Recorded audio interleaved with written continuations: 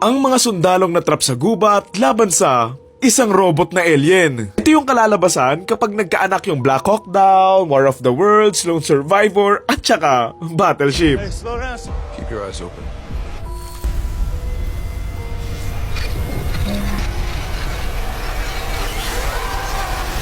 Retreat! Whatever that thing is.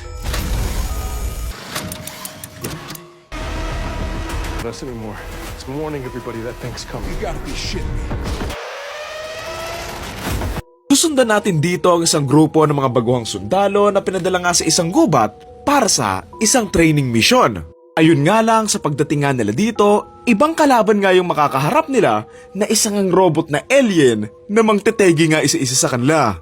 Gamit ang lahat ng natutunan nga nila sa training, dito nga nila gagawin ng lahat para makasurvive kung saan hahabulin lang sila ng hahabulin ng alien, kung saan hindi magiging madali yung pagtakas, makikipaglaban nila, lalalata sa gubat, tapos kukonti lang sila, and ayun nga, mas malakas din talaga yung alien kumpara sa kanila. Title ng movie, War Machine. Hindi ito yung kaibigan ni Iron Man ha, iba pa yon. Kung ginawa tong movie na to noong 90s, panigurado yung bida dito sina Schwarzenegger, sila Stallone, Van Damme, or si Bruce Willis eh.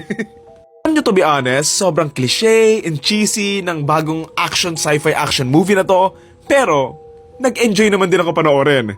Kumbaga kung ang hanap mo lang sa isang movie mga sundalo, alien, survival, tapos nasa gubat, nako, ito na yung panoorin nyo kasi kumpleto rekado to. Oo, maraming questions na naiwan nga doon sa story, hindi rin malinis yung writing overall ng kwento, pero it's enjoyable to watch naman. Fun and thrilling ng mga habulan nga nila dito, yung mga action sequences nila, and kahit papaano, naging creative naman din sila eh.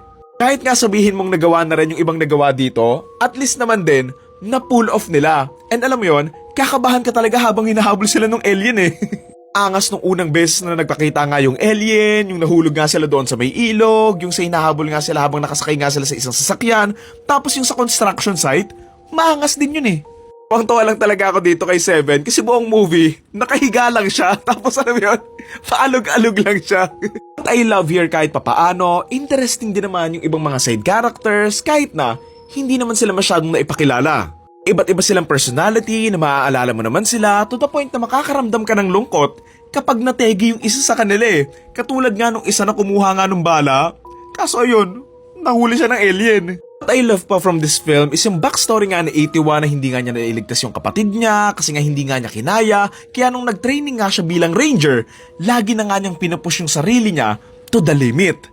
Siyempre nakukonsensya siya na ang lapit na sana nila tapos nahimatay pa siya, kaya buong movie, he's doing his best to prove na kaya nga niya and is not proving it just for himself, pero para nga din dun sa kapatid niyang nawala nga.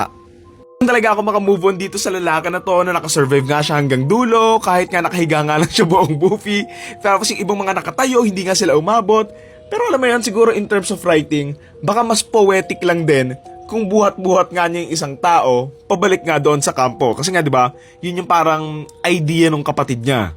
Again, it's not the perfect film. Kumbaga ito yung klase ng movie na maaabutan mo lang saglit doon sa may TV, tapos uupo ka para tapusin na lang din. Tado lang din talaga siyang maswerte doon sa may dulo, and medyo random din yung naisip niyang paraan para matalo yung alien. Pero sige, bahala kayo. Sana lang din pala mayroon pang ibang nakasurvive maliban nga sa kanilang dalawa para lang sana hindi sila ubos na ubos lahat, ganon. Pero sa bagay kasi, mas astig din talaga kapag silang dalawa lang yung nakasurvive eh. Nakakabitin lang din talaga yung third act nito na parang sumakay ng roller coaster tapos sabi mo, "Hoy, ayun na yun? Yun lang?" Asli, bukod sa magaganda nga yung action sequences nila, sobrang kudos sa gumawa nga ng VFX or CGI nga nila dito kasi ang ganda eh. It's realistic and that's what made the film enjoyable kasi ramdam na ramdam mo kung anong movie yung napapanood mo. So yun, again, ang title ng movie ay War Machine and ang torta rating ko for this film ay 6 out of 10.